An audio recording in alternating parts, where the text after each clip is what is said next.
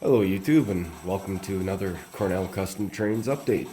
So as you can see here, I've got just your typical Kato AC4400. This one obviously for me is in Canadian Pacific scheme. I have put on a few of the details. The rest of them are still in the box, and as you can see, I've kind of had this for a while just based on the price there. So essentially what I'm going to be doing now is installing DCC into this. So, typical, gonna go with the Soundtraxx speaker. Reason being, obviously, it fits underneath there. So, moving along, decoder of choice will be the Loksound Direct, right? This kinda is a close replacement to what the KT1000s used to be from Soundtraxx. And then obviously, because it's not like the KT1000s, I'm gonna need a couple LEDs to put in there. Obviously I'm using the Soundtraxx LEDs as well. And then just some other various tools, you know, capping tape, two-way tape, flux, solder, and then obviously a couple screwdrivers if needed. And then everybody's favorite, the foam cradle for the locomotive. One other thing too, because it's not the Soundtraxx KT1000 decoder, doesn't come with any speaker lead wires, so you'll need some wire handy as well. This I'm just using spool the ESU Loksound wire. I only got it one color black. I use it for everything. There's nothing really specific that I do that needs hardcore color coding. So that's how I get away with that. So in the meantime, let's go ahead and get this guy disassembled. So obviously first things first, we'll take off the stand.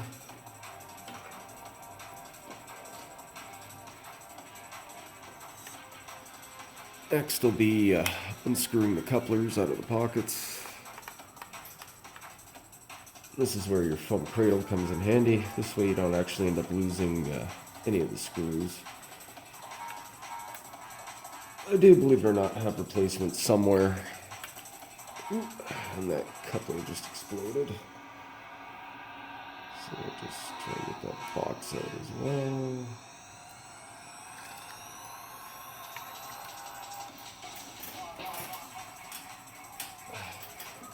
I already went ahead and put in the KD number 5s on it, just in case you can't tell there.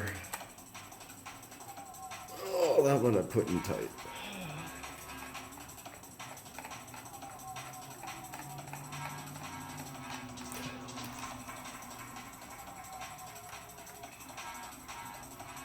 Okay, so now the couplers are out, and no, I don't have the box in that one yet. There we go, that's out now. So now that you have both the front and rear couplers out, should just be a matter of pulling, and that's actually why I didn't bother putting the handrails on, because they connect into the holes on the sill plate there, and then they also connect into the shell, and that move right there would have just ripped them clean off. So that's part of the reason why I don't do that. So as you can see here, I'm actually just going to zoom in a bit.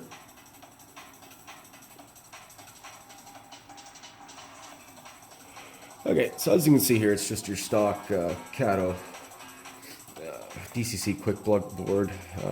So you got the 8 pins with the jumpers in there. I could, in theory, go with like a Loksound Select. I do have one kicking around. However, I'm not really going to find anything else that'll take that direct decoder, so might as well use it in here. So moving along, the first thing we got to do is remove this factory board. So that's just basically removing the wires for the truck leads, and then just removing these screws. The motor connections are right there on the sides, I'm guessing. Actually, they're right there. Those two things right there. So as we loosen up the board, we will have to pop those out. And that's also another reason why we have some extra wire here, because unlike KT1000s, those things don't slide into the Loksound boards. So, and there we go. Or not. So other side's being a little difficult. There we go. And there you have it. So there's your, oops, out of focus there. There's your factory Kato board. I could save these LEDs and reuse them. Instead, what I'm actually going to do is I'm going to hold on to this temporarily and use it as a reference point to solder the LEDs on the new decoder. So I'm just going to take a little break here and then come back in a second with the new decoder. Okay, so we're back. Basically, as I've shown here, if you line up the screw holes with where they're supposed to go on the board, they don't exactly properly line up fully, but it does give you a rough idea of how much LED length you'll need in terms of your anode and cathodes to put them in there. So this one's pretty much going to be the full thing. And then the front LED, I'd probably say about just over half, right? So, the other thing you want to do too, obviously, is identify your motor polarity. I already did that with just using a basic 9-volt. I always keep a 9-volt with the resistor soldered to it so I can test LEDs or test motors or even power pickups and stuff. 9 volts work really good in HO, but it's basically, as I was saying, you got to find your motor polarity, because you're gonna have to solder some pigtails on there as well. So that one there is positive, and the one at the back's negative. Just try and get focus in a bit better, but yeah. So that we'll keep in mind. So what we'll need to do here. Front one, so it's about maybe that much. So obviously, it says there front, trying to look at it. So that's positive, and sorry, that's positive, and that's the negative. So what we want to do there is something like this, and then again, just try and guess as best you can, and it doesn't help when I drop it. It's okay, it was the Kato board, not my decoder. So yeah, that's about what it is there. So there we go. And then essentially we'll just do the same thing on the back. I'm just gonna fold that in there a little tighter.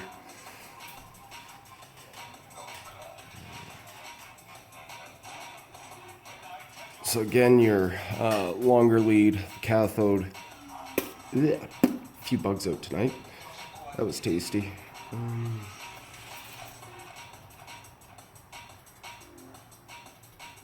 Alright, so there we go. So you got your cathode. It's the longer one. It goes in the positive. Or is it anode? Whatever. Longer one's positive. It's basically just gotta try and fit it in like that. There we go. So now, loosely line up the holes. And it's probably gonna be good somewhere. Maybe a little bit more in.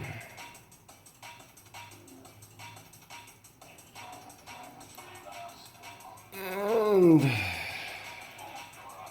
roughly that should do it. So I'm gonna go ahead and get those soldered in, and then we'll kind of pick up from there.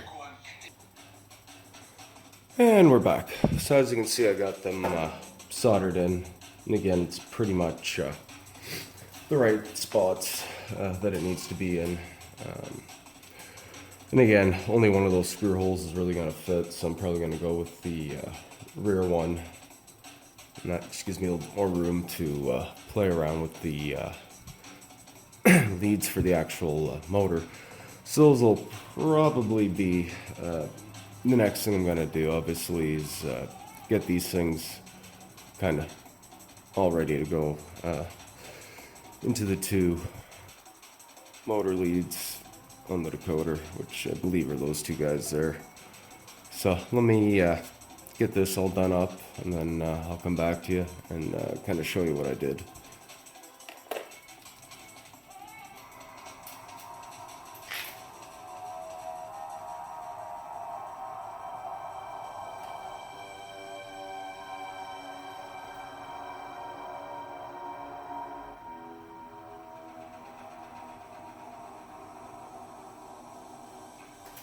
I'm basically putting shrink tubing on. What I ended up doing is, if you can see, it's kind of like a little cylinder thing pokes through the holes here to make connection for the motor mounts. So cut those off, obviously, because they're just protruding out way too much. And then just basically soldered on some lead wires. Obviously, I gave it a little bit more of a generous length than I needed to. And then I'm just going to take care of the shrink tubing. And then we should be able to mount the decoder. And then once the decoder is mounted, we'll go ahead and get these truck leads soldered on.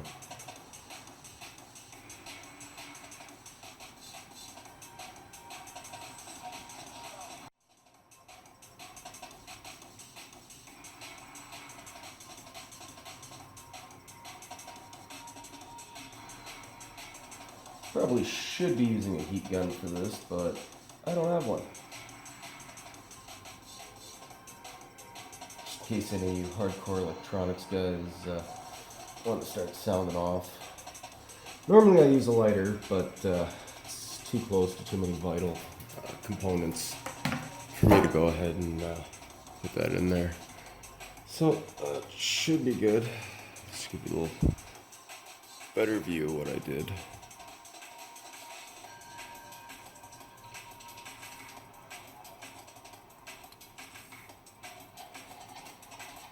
So with that in place, now I don't really have to worry too much about shorting out the decoder. What I will probably still end up doing is I'm going to put some of the capping tape on the bottom of the decoder again, just to prevent any kind of shorts. I'll probably do that once I get the truck leads soldered in, so I'll probably go ahead and do that right now actually. So that's the front of the decoder there. So it'll be basically mounted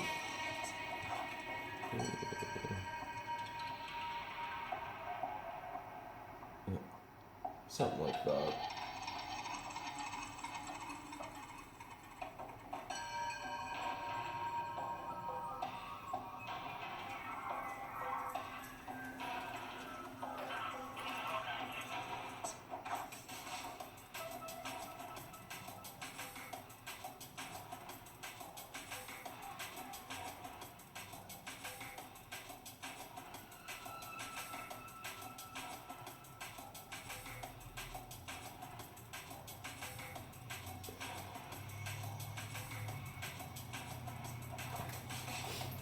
And possibly too might add a little two-way tape underneath just to cushion it a bit in case forget the screw. But we'll figure that out when we come to it. So truck leads obviously will be going into each corner of the decoder. So left side, right side, and left side.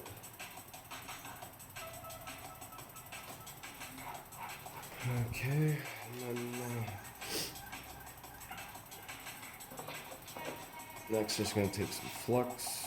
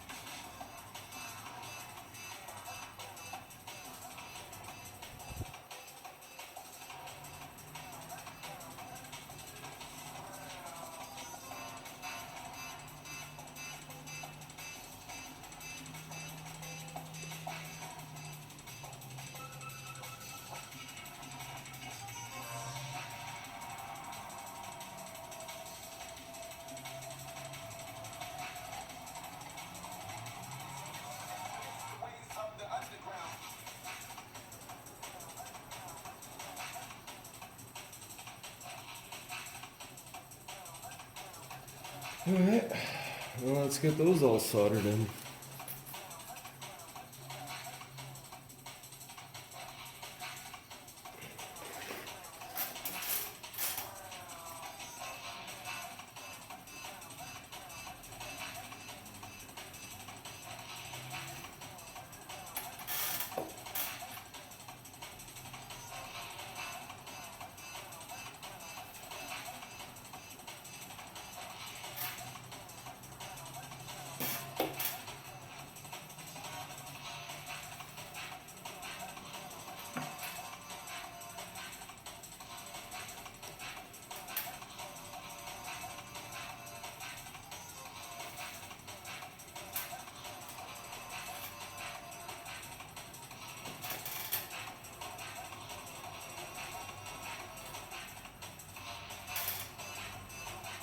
Okay, so those are all the truck leads soldered in.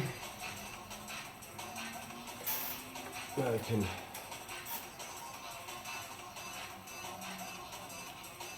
undo that screw.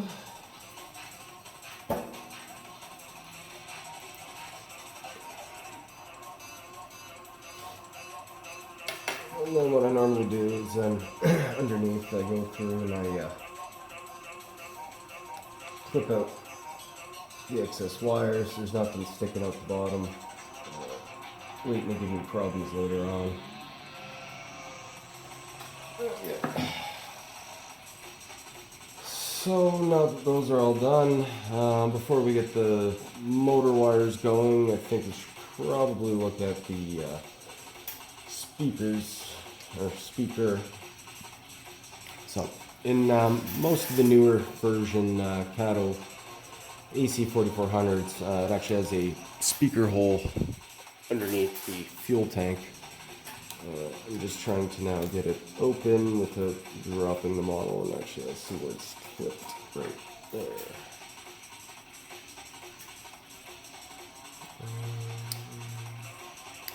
There we go. Didn't even need a tool.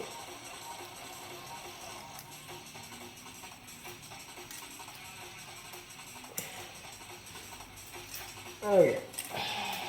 So as you can see, it's already got the baffle and everything all ready to go. So the reason why I'm using the Loksound speakers is because they're actually designed to fit in there. Did have some, or sorry, the Soundtraxx speakers, not the Loksound speakers. The Loksound speakers I had around somewhere, but it's actually too small to fit. So what we do here is we remove that guy out, and then I actually forgot something I need. But basically all we do is then we take our speaker out of the package.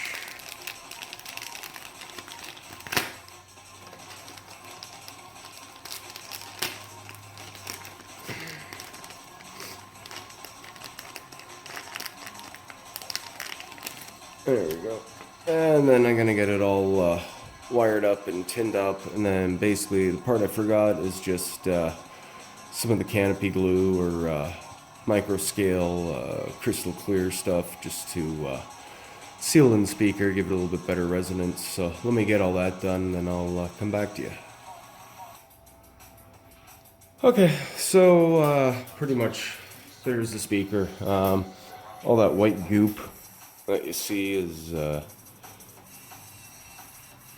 micro scale crystal clear.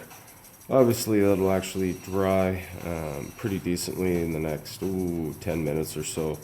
So you want to make sure you go through all the extra air vent holes, even where you put the wires in and stuff, and seal it in, just because it'll give the speaker a lot better compression ratio, being in a sealed box type scenario. So now that that's done, we're going to wait for that to dry. We'll, I guess, start putting the decoder in permanently and screwing everything down. Like I said, I did want to use little capping tape on the bottom of it just to prevent shorts where the motor is and stuff, so I'll just actually cap that now. And then come back when we're ready to put the speaker in.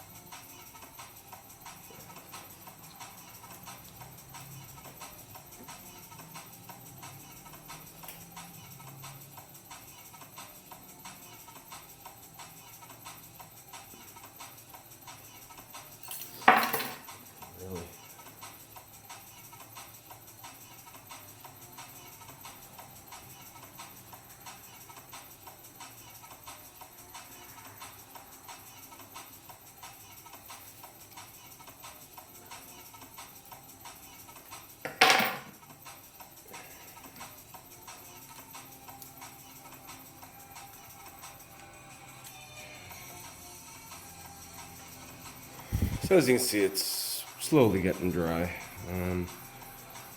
Speaker terminals are now connected. Snip off the excess. And there we go. So next will be the motor leads. Then in theory, we should be able to actually stick the 9-volt to the trucks and watch it run.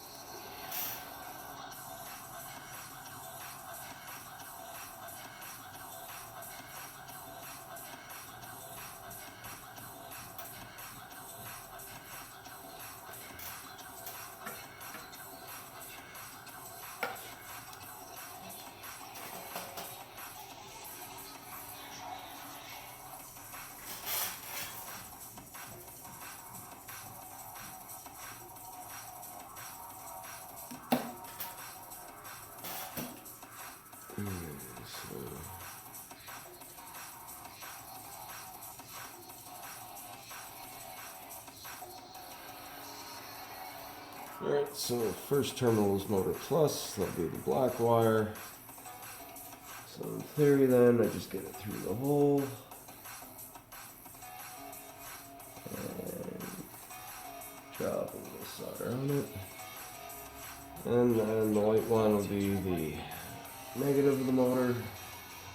So, same kind of idea.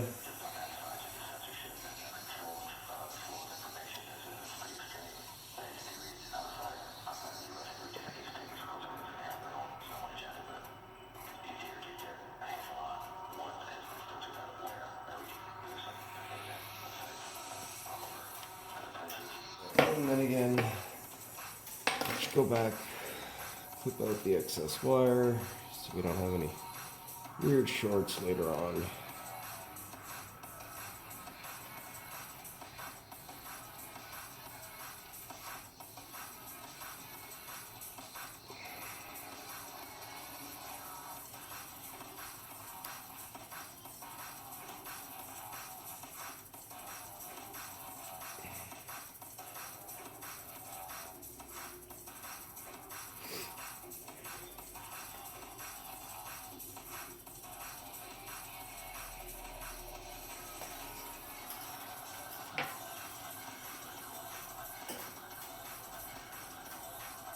And there you have it.